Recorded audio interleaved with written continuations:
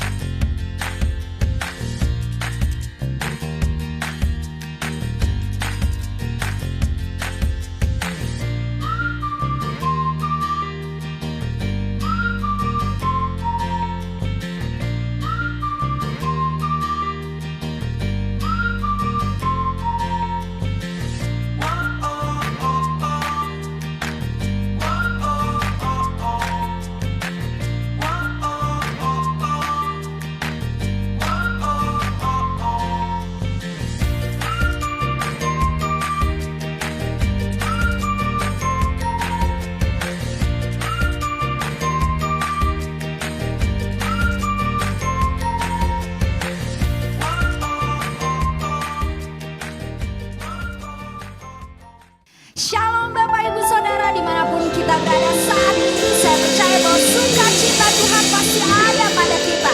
Mari sama-sama katakan amin. Sorakan haleluya.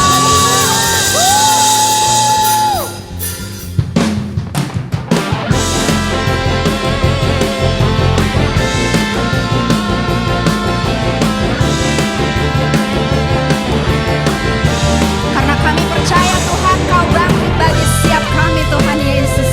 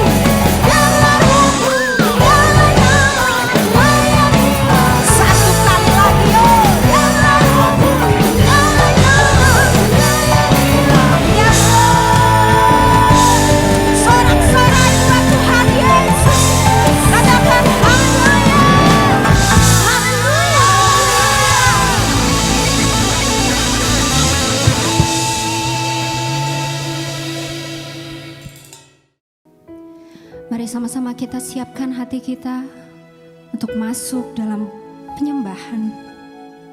Shikirala barala bai, shikirala barala barala. Shikirala bai, shikirala. Yesus.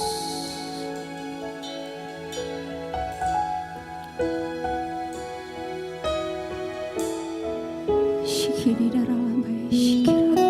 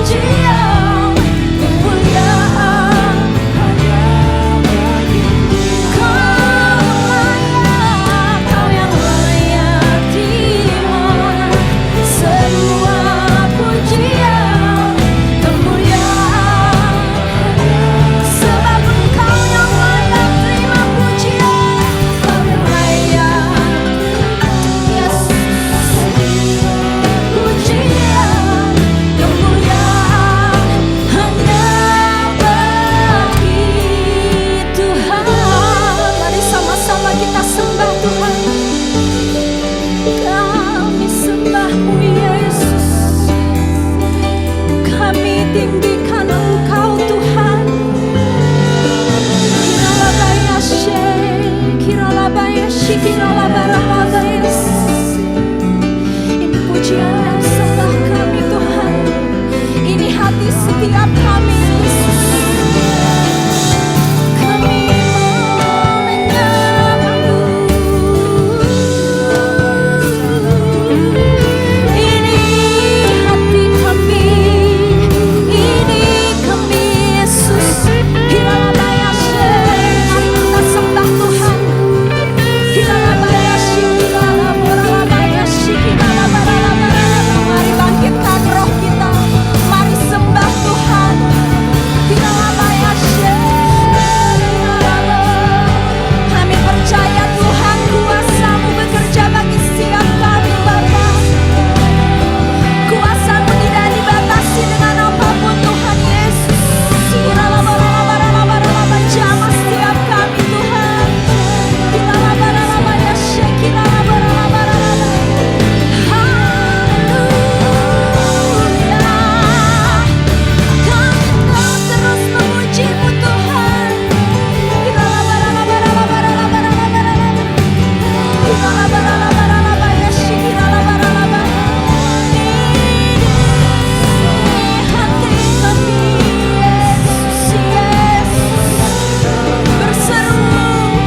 Berseru panggil nama Yesus. Hiralabaralabaralabayashi, hiralabaralabaralaba. Yesus, kuasa-Mu bekerja. Kuasa-Mu sempurna.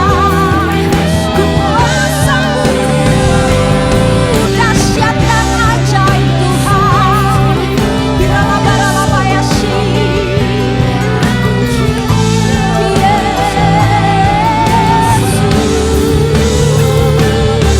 Hiralabayashi, hiralabaralabaralabaya. Yes, Lord. Jamah setiap kami Tuhan. Jamah Tuhan saat ini Tuhan Yesus. Hiralabaralabaralabayashi, hiralabaralabaralabayashi, hiralabaralabaralabayashi. Hiralabaralabayashi, hiralabaralabayashi. Yesus, Yesus, Yesus. Hiralabayashi, hiralabaralabaralabayashi,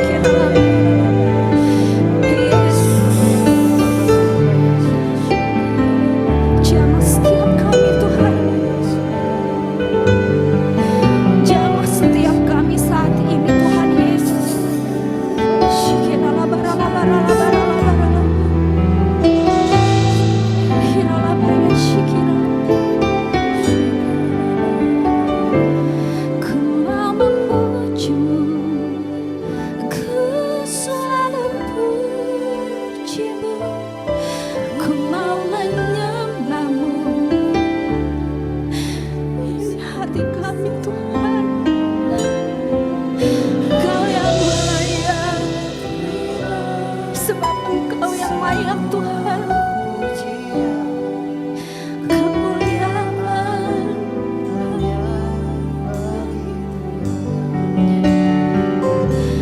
Aku mau memuji-Mu, ku selalu puji-Mu,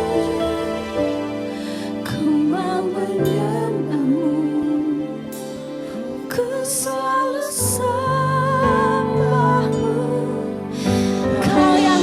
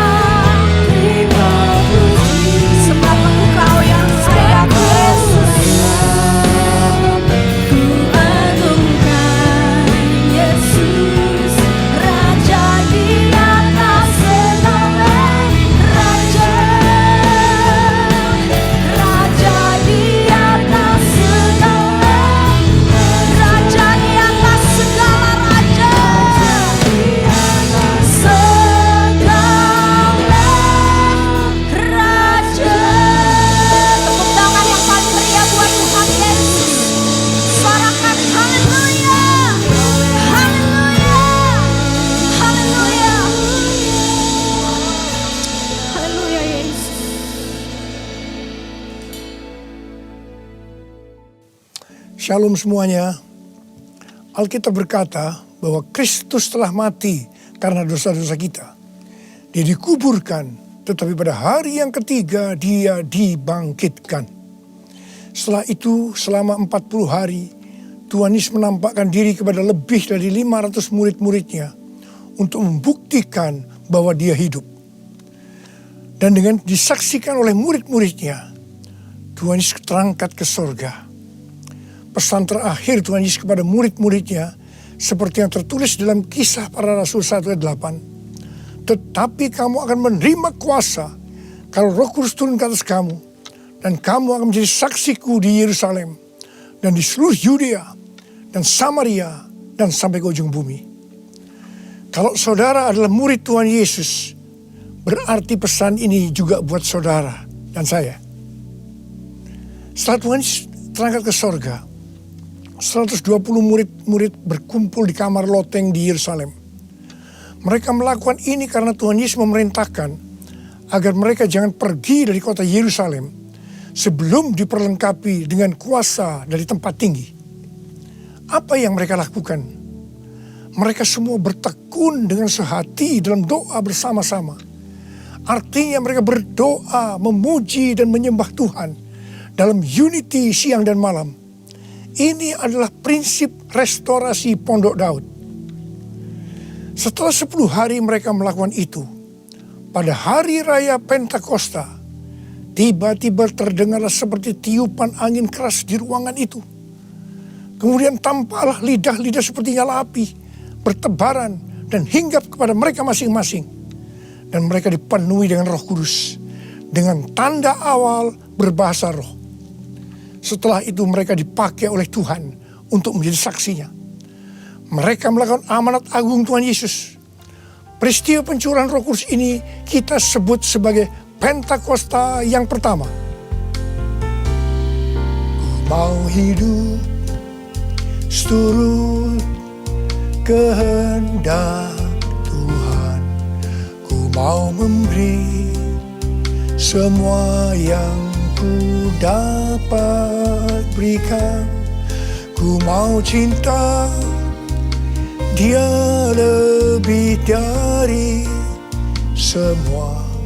Ku tak dapat membalas kasih-Nya. Ku mau hidup seturut kehendak Tuhan. Ku mau memberi semua yang ku dapat berikan. Ku mau cinta Dia lebih dari semua. Ku tak dapat membalas kasih-Nya. Ku tak dapat membalas kasih-Nya. Ketika Tuhan Yesus ditanya oleh murid-muridnya mengenai tanda kedatangan Tuhan Yesus kembali dan tanda kesudahan dunia ini, salah satunya Tuhan Yesus menjawab dari Matius 24 ayat 14. Dan Injil kerajaan ini akan diberitakan di seluruh dunia, menjadi kesaksian bagi semua bangsa. Dan sesudah itu barulah tiba kesudahannya. Jadi Tuhan Yesus akan datang kembali setelah Injil kerajaan diberitakan di seluruh dunia, menjadi kesaksian bagi semua bangsa. Tuhan Yesus pasti datang kembali. Karena itu Tuhan Yesus memberikan tugas kepada kita, murid-muridnya, untuk menjadi saksi. Yaitu pergi dan menjadikan semua bangsa itu murid Tuhan Yesus. Ini yang disebutkan dengan amanat agung Tuhan Yesus. Untuk melakukan amanat agung Tuhan Yesus tidak bisa dengan kekuatan sendiri, tetapi dengan kuasa yang diberikan Roh Kudus kepada kita. Kalau kita merindukan kedatangan Tuhan Yesus, seharusnya kita melakukan amanat agung dengan sungguh-sungguh.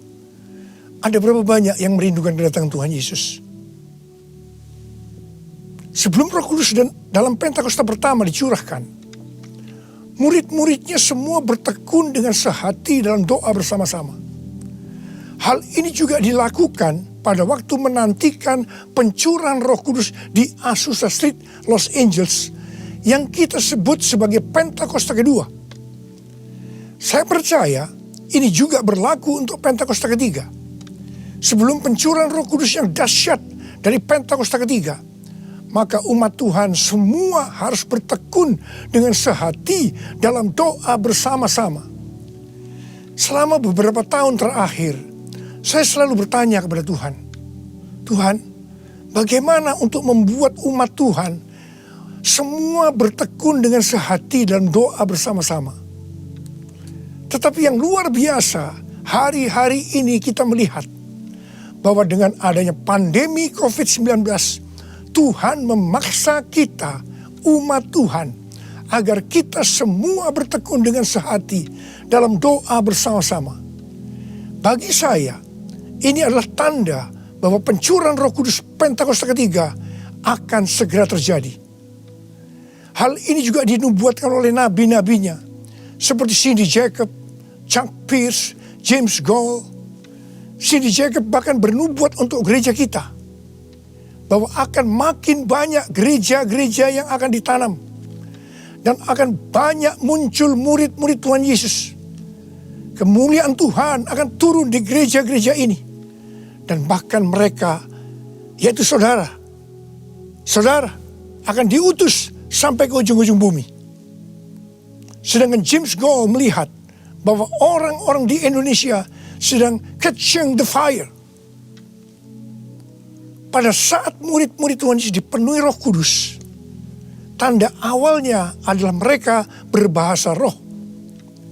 Saya rindu agar saudara semua dibaptis Roh Kudus dengan tanda awal berbahasa roh, karena banyak manfaatnya. 1 Korintus 14 ayat 2 berkata, siapa yang berkata-kata dengan bahasa roh, tidak berkata-kata kepada manusia, tetapi kepada Allah. Sebab tidak ada seorang pun yang mengerti bahasanya. Oleh roh ia mengucapkan hal-hal yang rahasia. Karena itu pada waktu kita berkata-kata dalam bahasa roh, kita merasakan hadirat Tuhan. Ada sukacita yang akan memenuhi kita. Seperti yang dikatakan dalam Mazmur 16 ayat 11. Di hadapanmu ada sukacita berlimpah-limpah. Di tengah-tengah pandemi ini, kita perlu mengalami sukacita yang berlimpah-limpah untuk melawan ketakutan, kekhawatiran, kepanikan. 1 Korintus 14 ayat 4 berkata, siapa yang berkata-kata dengan bahasa roh, ia membangun dirinya sendiri. Artinya, manusia roh kita yang akan dibangun. 1 Korintus 14 ayat 14 dan 15 berkata, jika aku berdoa dengan bahasa roh, maka rohkulah yang berdoa, tetapi akal budiku tidak turut berdoa. Jadi, apakah yang harus kubuat? Aku akan berdoa dengan rohku, tetapi aku akan berdoa juga dengan akal budiku. Aku akan menyanyi dan memuji dengan rohku, tetapi aku akan bernyanyi dan memuji juga dengan akal budiku. Manusia itu terdiri dari roh, jiwa, dan tubuh. Semuanya itu harus bisa memuji Tuhan. Kita memuji Tuhan dengan tubuh kita, dengan cara bertepuk tangan, mengangkat tangan, melompat, menari, dan lain-lain. Dan kita memuji Tuhan dengan akal budi kita, jiwa kita, kalau kita menggunakan bahasa yang kita mengerti. Contoh bahasa Indonesia, bahasa Inggris, Mandarin, dan lain-lain. Dan roh kita akan berdoa, memuji, dan menyembah kalau kita berbahasa roh. Kalau kita berkata-kata dalam bahasa roh, kita akan bisa berdoa, memuji, dan menyembah lebih lama dibandingkan kalau kita menggunakan bahasa yang kita mengerti. Karena itu, sekali lagi saya merindukan agar semua saudara bisa berbahasa roh. Katakan amin. Apa yang terjadi setelah murid-murid dipenuhi dengan Roh Kudus sehingga membuat banyak orang bertobat? Hal yang pertama, Petrus berkhotbah sekitar 5 menit. Dan sekitar 3.000 orang bertobat dan dibaptis. Petrus berkhotbah dengan kuasa Roh Kudus. Menurut data dari PBB, pada zaman itu populasi dunia sekitar 300 juta orang. Sekarang penduduk dunia sekitar 7,8 miliar. Sehingga 3.000 orang waktu itu setara dengan sekitar 78.000 orang saat ini. Kita harus percaya bahwa sekali berkhotbah 78.000 orang bertobat dan dibaptis. Dengan berkhotbah secara online, hal ini lebih mungkin terjadi. Hal yang kedua yang terjadi setelah murid-murid dipenuhi dengan Roh Kudus sehingga membuat banyak orang bertobat, yaitu terjadinya tanda-tanda dan mujizat, sign and wonders. Para rasul dipakai oleh Tuhan untuk mengadakan tanda-tanda dan mujizat. Petrus dan Yohanes menyembuhkan orang lumpuh sejak lahir. Bayangan Petrus saja bisa menyembuhkan orang. Sapu tangan atau kain yang pernah dipakai oleh Paulus, jika diletakkan pada orang sakit atau orang yang dirasuk setan, maka orang itu akan sembuh. Tuhan Yesus berkata dalam Markus 16 ayat 15 sampai dengan 18, bahwa kalau kita pergi untuk memberitakan Injil, maka tanda-tanda dan mujizat, sign and wonder akan menyertai kita. Sejak tahun 2006, saya diperintahkan Tuhan untuk mengadakan kebaktian kesembuhan ilahi. Selama 14 tahun, saya sudah mengadakan 318 kali kebaktian kesembuhan ilahi. Setiap kali saya berkhotbah, pasti saya memberitakan Injil. Dan tanda-tanda dan mujizat terjadi. Saya diperkenankan oleh Tuhan untuk melihat dan mengalami mujizat seperti yang dilakukan oleh Tuhan Yesus 2000 tahun yang lalu. Pada waktu acara lawatan Roh Kudus Pulihkan Indonesiaku tanggal 29 Mei yang lalu, Cindy Jacob bernubuat bahwa Indonesia akan menjadi sangat penting dalam sejarah kekristenan. Mujizat-mujizat seperti orang buta melihat, orang tuli mendengar akan merupakan hal yang biasa yang akan terjadi di gereja-gereja lokal. Wow, orang-orang muda akan mendapatkan jubah mujizat. Ini adalah Pentakosta yang ketiga. Haleluya. Hal yang ketiga yang terjadi setelah murid-murid dipenuhi dengan Roh Kudus, sehingga membuat banyak orang bertobat, yaitu cara hidup jemaat berubah. Yang pertama, mereka bertekun dalam pengajaran rasul-rasul dan dalam persekutuan. Ini bisa diartikan mereka suka membaca Alkitab. Judul Mazmur 119 yang merupakan pasal dengan ayat terpanjang dalam Alkitab adalah bahagianya orang yang hidup menurut firman Tuhan. Jadi orang yang hidup sesuai dengan firman Tuhan itu akan berbahagia. Dalam pandemi COVID-19 kita harus banyak membaca, merenungkan dan melakukan firman Tuhan agar supaya kita berbahagia. Sehingga kita bisa mengatasi segala dampak yang buruk akibat pandemi COVID-19. Mazmur 119 ayat 105 berkata, "Firman-Mu itu pelita bagi kakiku dan terang bagi jalanku." Firman-Mu pelita bagi kakiku, terang bagi jalanku. Firman-Mu pelita bagi kakiku, terang bagi jalanku. Waktu ku bimbang dan hilang jalanku, tetaplah Kau di sisiku. Dan takkan ku takut asal Kau di dekatku, sertaku selamanya.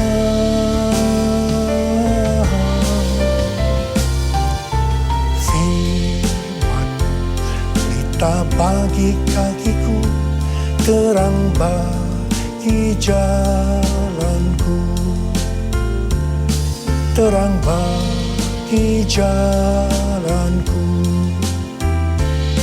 terang bagi jalanku.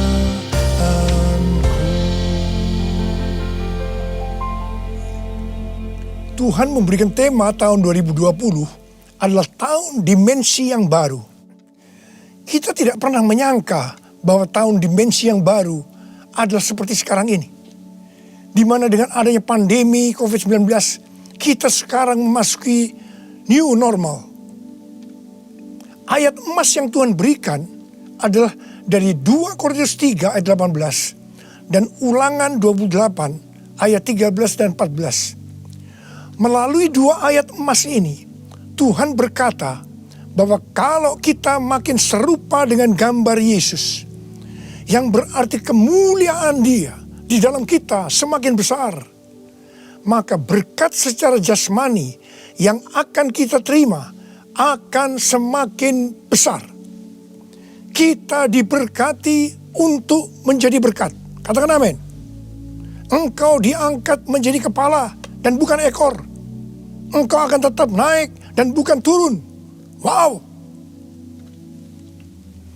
Tanggal 1 Januari 2020, saya digerakkan oleh Roh Kudus untuk berkata bahwa memasuki tahun 2020 dalam bekerja mencari nafkah tidak bisa dengan cara yang lama, tetapi harus menuruti firman Tuhan, tuntunan Tuhan.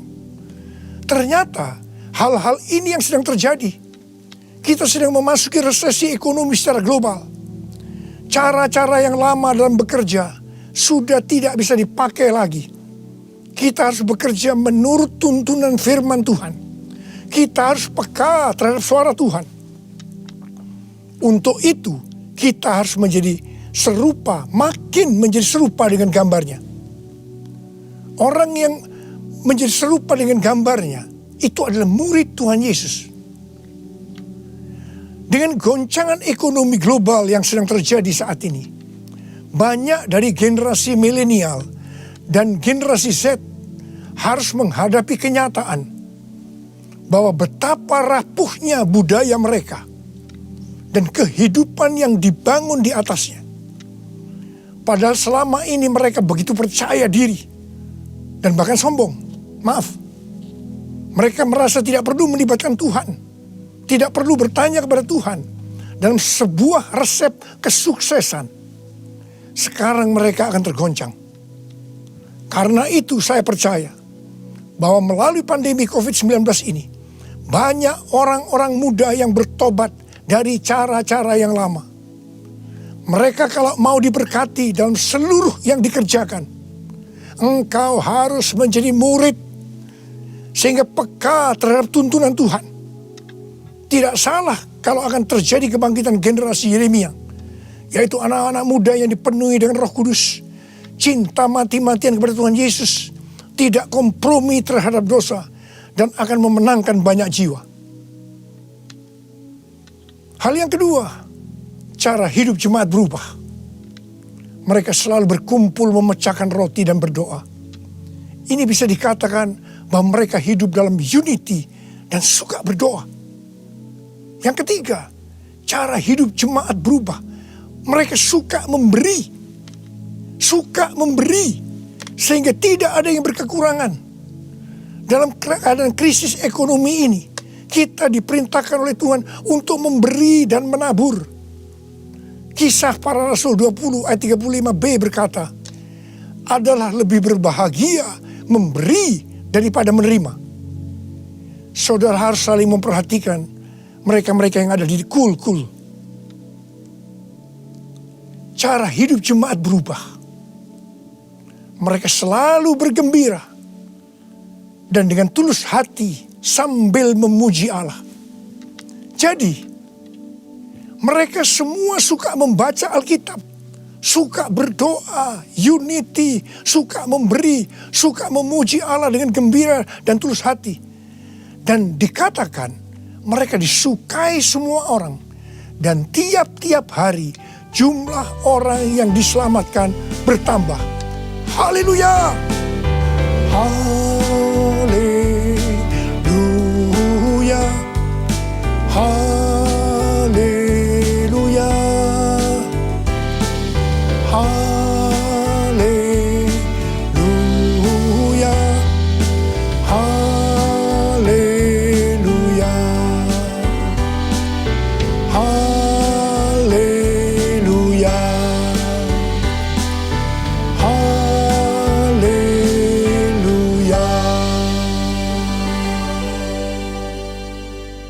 Kemudian, apa yang terjadi setelah itu? Goncangan terjadi. Aniaya yang hebat terjadi kepada orang-orang percaya di Yerusalem. Selain rasul-rasul, mereka semua harus lari ke seluruh daerah Yudea dan Samaria. Dan pada akhirnya ke ujung bumi. Mereka selama ini berada di zona nyaman di Yerusalem. Mereka biasa berkumpul dalam unity, membaca Alkitab, berdoa, dan memuji bersama-sama dengan sukacita. Suka memberi, sehingga tidak ada yang berkekurangan. Mereka berpikir menjadi orang Kristen hanya seperti itu. Mereka lupa bahwa mereka harus pergi menginjil. Caranya bagaimana? Aniaya diizinkan oleh Tuhan. Saya percaya melalui goncangan pandemi COVID-19 ini, kita umat Tuhan yang selama ini ada di zona nyaman, juga akan dipaksa untuk melakukan amanat agung Tuhan Yesus, yaitu pergi menjadikan semua bangsa murid Tuhan Yesus. Katakan amin. Selain goncangan, juga terjadi perubahan paradigma dalam pelayanan. Selama ini murid-murid Tuhan Yesus mempunyai pengertian bahwa yang memperoleh keselamatan hanya orang-orang Yahudi saja. Tetapi dengan adanya pertobatan dari Kornelius yang bukan orang Yahudi, dan Roh Kudus turun ke atas mereka dan mereka berbahasa roh. Dengan perdebatan yang cukup panjang, akhirnya lewat kesaksian Petrus, para rasul dan seluruh orang percaya di Yudea dapat menerima bahwa keselamatan bukan hanya untuk orang Yahudi saja, tetapi untuk semua bangsa, termasuk bangsa Indonesia. Katakan amin. Dengan adanya pandemi COVID-19, kita juga mengalami perubahan paradigma dalam pelayanan kita. Yang tadinya kita beribadah di gedung gereja, kita berkumpul bersama-sama, bisa berjabatan tangan, saling berpelukan, menyatakan kasih kita, melakukan penumpangan tangan. Sekarang berubah total menjadi ibadah online. Bahkan ada yang tidak bisa melakukan online, sehingga tidak bisa beribadah. Kita memasuki new normal dan tidak bisa melakukan seperti hal-hal di atas. Kita tidak tahu dengan pasti bentuk ibadah kita selanjutnya. Tetapi yang Tuhan mau, kita bisa menerima perubahan paradigma dalam pelayanan ini. Karena sama seperti yang terjadi pada waktu itu, dengan adanya perubahan paradigma, justru terjadi penuaian yang jauh lebih besar.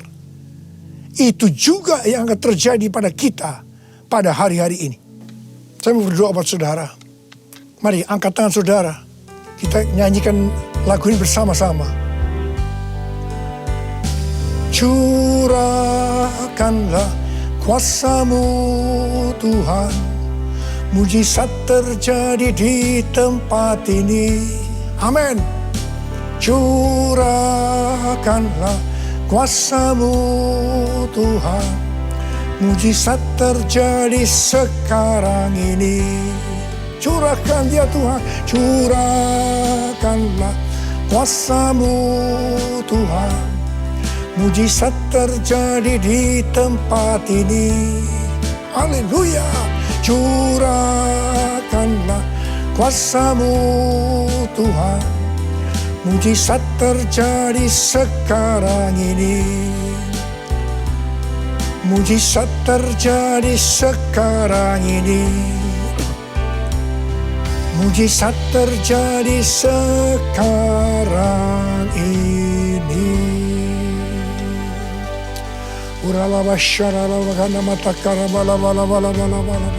Mari kita berbahasa roh, saudara. Kita berbahasa roh saat oh ralabala kana mata karabala. Oh rabala. Oh rialala bala bala bala bala bala bala bala bala bala. Oh Yesus. Oh Yesus, Yesus. Oh ralaba kana bala bala bala bala bala bala. Oh rialala bala bala bala bala bala. Mujizat terjadi di tempat ini sekarang ini. Jamah anak-anak-Mu ya Tuhan. Mereka yang sakit disembuhkan oleh Tuhan. Yang terdampak oleh krisis ekonomi dipulihkan oleh Tuhan. Terima berkat Tuhan. Mujizat terjadi dalam hidupmu saat ini. Sembuh dalam nama Yesus. Sembuh dalam nama Yesus. Engkau akan dicukupkan, malah berkelimpahan di dalam segala hal. Terima.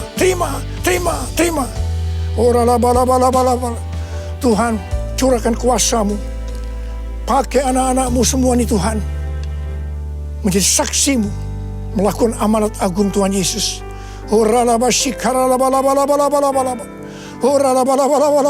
Tuhan, terima kasih. Perlindungan-Mu di masa pandemi ini buat anak-anak-Mu. Engkau mengasihi anak-anak-Mu semua. Hamba berdoa buat mereka. Hamba berdoa. Curahkan damai sejahtera-Mu pada mereka ya Tuhan. Terima kasih ya Bapak. Terima kasih Bapa. Dalam nama Yesus kami berdoa. Bersama-sama katakan amin. Mari saudara-saudara, kita akan masuk dalam perjamuan kudus. Kita akan mengingat ayat ini. Sebab setiap kali kamu makan roti ini dan minum cawan ini, kamu memberitakan kematian Tuhan sampai Ia datang. Perjamuan kudus adalah perjamuan Tuhan Yesus sendiri. Setiap kali kita masuk dalam perjamuan kudus, Tuhan Yesus selalu berkata, biarlah ini menjadi peringatan akan daku. Karena itu mari arahkan hati saudara kepada kebaikan Tuhan. Kita akan mengingat kebaikan Tuhan. Mari tundukkan kepala. Tuhan, siapakah kami ini sebelum kami mengenal Engkau? Kami semua orang berdosa. Upah dosa adalah maut, mati. Tapi Engkau yang tidak berdosa telah dijadikan dosa oleh karena kami. Engkau harus turun dari surga mulia, mati kami dengan penderitaan yang luar biasa. Sungguh betapa baiknya Engkau ya Tuhan. Engkau jadikan kami sebagai anak-anak-Mu. Engkau tuntun, Engkau bela, Engkau lindungi. Engkau tegur kalau kami salah. Engkau sembuhkan kami. Tuhan, itu Engkau ya Abah. Itu Engkau. Saudara, Tuhan akan memberkati saudara melalui perjamuan kudus. Tapi Tuhan mau kita makan dan minum dengan cara yang benar. Oleh karena itu sekarang masing-masing berdoa. Introspeksi, lihat keadaan dirimu masing-masing. Jangan menyimpan dosa. Kalau saat ini Tuhan ingatkan ada dosa yang harus diselesaikan, langsung minta ampun. Katakan ampuni saya Tuhan. Ampuni saya Tuhan. Tuhan ampuni anak-anak-Mu Tuhan. Ampuni anak-anak-Mu ya Tuhan. Layakkan kami untuk masuk dalam perjamuan kudus hari ini. Betapa baiknya Engkau ya Tuhan di tengah-tengah pandemi ini. Engkau terus menyertai kami anak-anak-Mu. Terima kasih Bapa. Kami akan masuk dalam perjamuan kudus dengan hati yang penuh ucapan syukur. Dalam nama Yesus. Amin. Sekarang mari angkat roti di tangan kanan saudara tinggi-tinggi. Sebab apa yang telah kuteruskan kepadamu telah aku terima dari Tuhan. Yaitu bahwa Tuhan Yesus pada malam waktu Ia diserahkan mengambil roti. Dan sesudah itu Ia mengucap syukur atasnya. Dia memecah-mecahkannya dan berkata, inilah tubuhku yang diserahkan bagi kamu. Perbuatlah ini menjadi peringatan akan aku. Selain kasih Tuhan, bukankah roti yang kita pecah-pecahkan ini adalah persekutuan kita dengan tubuh Kristus? Mari kita makan dalam nama Yesus.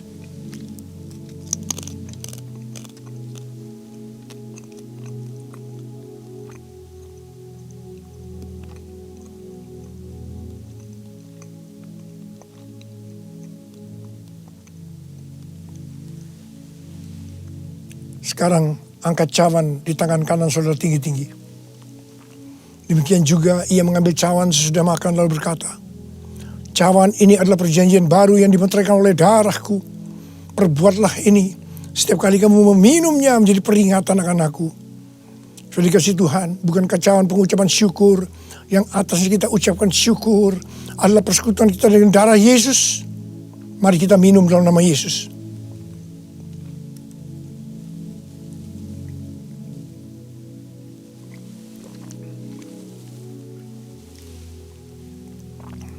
Mari, angkat tangan saudara, ucapkan syukur dengan suara, jangan diam.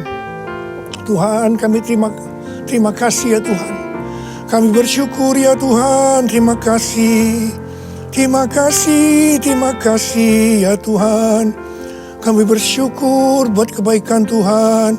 Kami bersyukur buat kebaikan Tuhan. Oh, terima kasih. Terima kasih Yesusku, terima kasih Yesusku. Puji syukur hanya bagi Tuhanku. Terima kasih Yesusku, terima kasih Yesusku. Puji syukur hanya bagi Tuhanku. Puji syukur hanya bagi Tuhanku. Puji syukur hanya bagi Tuhanku.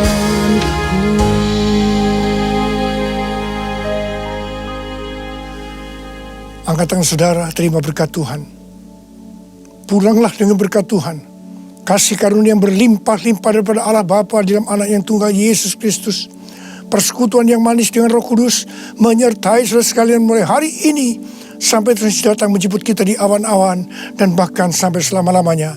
Yang percaya bersama-sama katakan amin. Mari Bapak Ibu Saudara, saatnya kita akan memberikan persembahan.